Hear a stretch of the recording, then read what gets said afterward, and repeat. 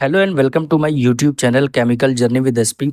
और आज के इस वीडियो में हम लोग डिस्कस करेंगे 3D सीरीज में इन्वॉल्व कुछ एलिमेंट के कंपाउंड्स के बारे में, जिसमें मेनली 12th क्लास के सिलेबस में, सीबीएसई बोर्ड के 12th क्लास के सिलेबस में दो कंपाउंड्स दिए गए हैं। जिसमें पहला है पोटेशियम डाइक्रोमेट, जिसका मॉलिक्यूलर फार्मूला K2Cr2O7 होता है, और दूसरा कंपाउंड है पोटेशियम परमैंगनेट, जिसका केमिकल फार्मूला KMnO4 होता है। तो आज हम लोग इस वीडियो में पोटेशियम डाइक्रोमेट की प्रिपरेशन मेथड और पोटेशियम परमैंगनेट की प्रिपरेशन मेथड और कुछ अदर डिटेल्स डिस्कस करेंगे। तो चलिए शुरू करते हैं इस टॉपिक के बारे में। और अगर आप हमारे चैनल पर नए हैं तो हमारे यूट्यूब चैनल को लाइक करिए, सब्सक्राइब करिए और शेयर करिए। Thank you so much. तो चलिए स्टार्ट करते हैं इस टॉपिक के बारे में। तो सबसे पहले डिस्कस करेंगे पोटेशियम डाइक्रोमेट के बारे में, जिसका मॉलिक्यूलर फार्मूला होता है K2Cr2O7। और इसमें Cr2O7 माइनस माइनस जो कि डाइक्रोमेट आयन कहलाता है, इसी की मेन इसमें केमिस्ट्री हमें पढ़ने को मिलेगी। तो सबसे पहले समझते हैं कि पोटेशियम डाइक्रोमेट को कैसे तैयार किया जाता है। सो पोटेशियम डाइक्रोमेट को प्रिपेयर करने के लिए हमें क्रोमाइट ओर की ज़रूरत होती है। अब क्रोमाइट ओर का फॉर्मूला होता है FeCr2O4, जिसे एक तरीके से ऐसे लिखेंगे, या दूसरा तरीका लिखने का होता है FeO.Cr2O3।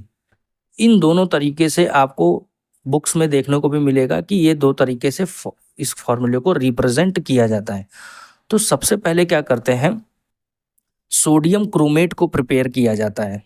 तो सोडियम क्रोमेट को प्रिपेयर करने के लिए ये जो क्रोमेट ओर होता है FeCr2O4, इसे सबसे पहले क्या किया जाता है, पाउडर्ड फॉर्म में या फाइन एकदम पार्टिकल फॉर्म में कन्वर्ट कर लिया जाता है। फिर उसके बाद जब ये पाउडर्ड फॉर्म में कन्वर्ट हो जाता है, इसे सोडियम कार्बोनेट के साथ अच्छे से मिक्स कर लिया जाता है और फिर इसे हीट किया जाता है in the presence of air. तो जब ये प्रोसेस होता है तो इसमें रिएक्शन इन्वॉल्व होती है FeCr2O4 plus Na2CO3 plus O2, जो कि प्रोड्यूस करेगी Na2CrO4 plus Fe2O3 plus CO2। अब इसमें जो एक्सट्रैक्टेड सोडियम क्रोमेट मिलता है वो येलो कलर का सॉल्यूशन देखने को मिलता है।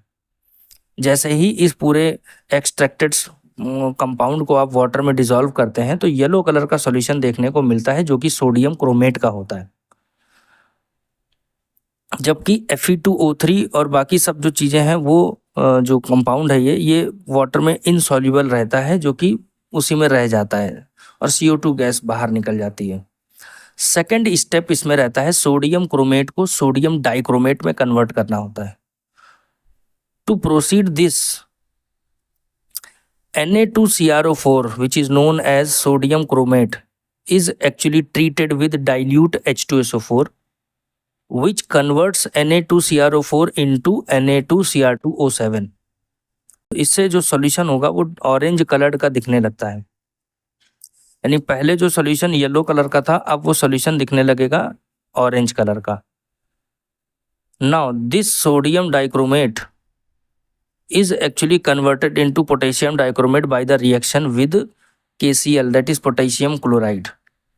सोडियम डाइक्रोमेट को पोटेशियम डाइक्रोमेट में कन्वर्ट करने के लिए हॉट कॉन्सेंट्रेटेड जो सॉल्यूशन होता है उसको एक्स्ट्रा क्वांटिटी ऑफ KCl के साथ ट्रीट किया जाता है, जिससे पोटेशियम डाइक्रोमेट सॉल्यूशन हमें मिलता है। सो ये प्रिपरेशन मेथड थी जो कि 3 स्टेप में इन्वॉल्व है। पहले स्टेप में सोडियम क्रोमेट बनाते हैं क्रोमाइट ओर से, दूसरे स्टेप में सोडियम क्रोमेट को कन्वर्ट करते हैं सोडियम डाइक्रोमेट में, और तीसरे स्टेप में सोडियम डाइक्रोमेट को कन्वर्ट करते हैं पोटेशियम डाइक्रोमेट में। So this is the reaction to prepare the potassium dichromate solution.